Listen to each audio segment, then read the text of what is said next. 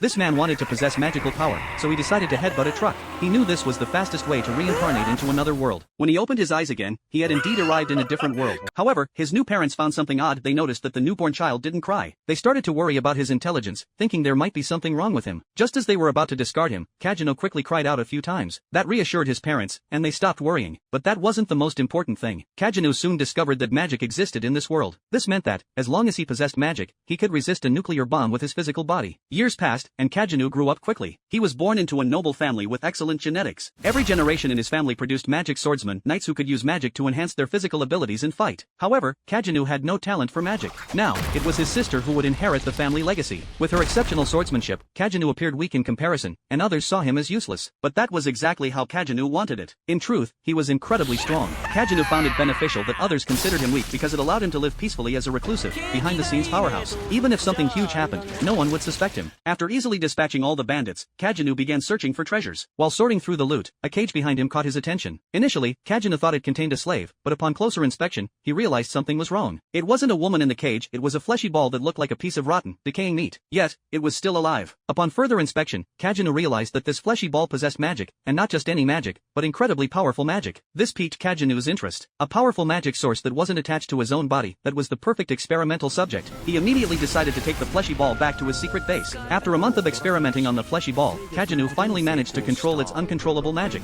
And then, something miraculous happened. The fleshy ball transformed into a woman, something Kageno had never expected. Now, the woman was about to wake up. In a moment of panic, Kageno thought of a plan. He had to make a dramatic entrance. Kageno told Alpha that her curse had been lifted, and now she was free. Alpha was curious and asked if Kageno had been the one to save her. Kageno began to explain the origins of the curse, and Alpha listened intently. Afterward, Kageno picked up a fairy tale book and told Alpha that everything written in it was true. Long ago, 3 heroes had defeated the demon god Diabolo, and before Diabolo died, he left behind a curse. Anyone who was a descendant of the heroes would be cursed, which was why Alpha had turned into decaying flesh. However, the story had been distorted by someone, and the curse had been misinterpreted as demonic possession. As a result, the descendants of the heroes had been despised by everyone. Just as Kageno was about to reveal the true mastermind behind all of this, he realized he couldn't keep up with the story anymore. It was simply too absurd. Yet, surprisingly, Alpha believed him. She was eager to know who was behind it all. At that moment, the bottle behind him gave Kageno an idea, and he immediately blurted out the name on the bottle. Alpha became furious upon hearing this, but Kageno declared that his mission was to stop their conspiracy. Kageno then formally introduced himself to Alpha, and his entire body radiated with light. He asked Alpha if she wanted to join him. At first, Alpha hesitated. It wasn't that she didn't trust Kageno, but she felt there needed to be some kind of ceremony before she could swear loyalty to him. Finally, Alpha agreed, saying she was willing to bet her life on it. Their organization was officially formed. They named their organization the Shadow Garden. When asked why he chose the name Garden, Kageno explained that besides him, everyone else in the organization would be women.